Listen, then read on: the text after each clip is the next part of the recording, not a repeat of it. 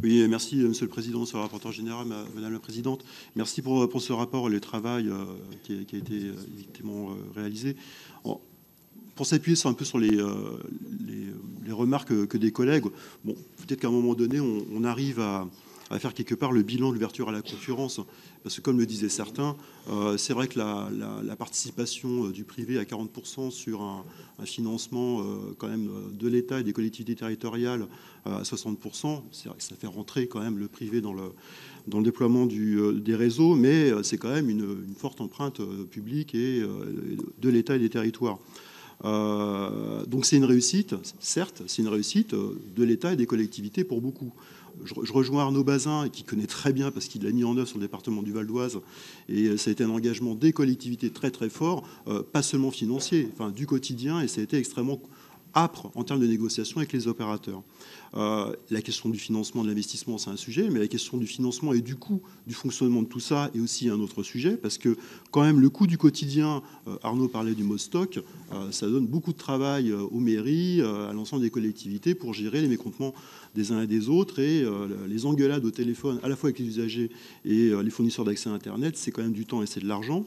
Le coût de l'infra aussi, pour aller jusqu'au bout du point des infrastructures, qui sont souvent des singularités de copropriété, de réseaux privés qui passent par des espaces publics, enfin tous ces trucs-là, ça aussi c'est des sujets extrêmement compliqués à négocier, parce que ça se passe comme ça avec les opérateurs d'infrastructures, et ça, souvent, à la fin, c'est la collectivité qui paye, parce qu'on a la pression des gens, et que pour le coup, Internet, c'est pas seulement regarder des séries sur Netflix, c'est aussi un réseau pour les particuliers qui sert aussi pour le travail, notamment dans le cas du télétravail, mais aussi on a quand même pas mal de PME qui sont raccordées sur le réseau fibre, sur un réseau domestique. Donc là, on a tous ces coûts qui s'accumulent.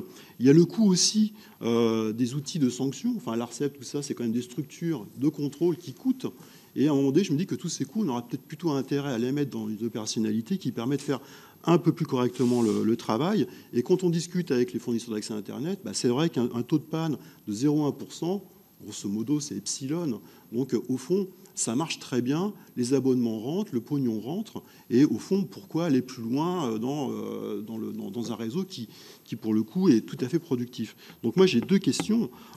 Comment obliger les opérateurs d'infra à faire le déploiement jusqu'au bout et à sortir du mode stock? Moi, je suis tout à fait d'accord avec la proposition d'Arnaud sur cette affaire-là. Plus personne d'autre que les opérateurs d'infrastructure ne mettent les mains dans les points de mutualisation. Sinon, on va continuer à être sous pression de tout le monde. Et comment faire en sorte qu'ils assurent la responsabilité de leur réseau? Enfin, à chaque fois, c'est les collectivités qui doivent mettre au bout pour faire en sorte que ça fonctionne. Cette situation n'est pas acceptable du tout.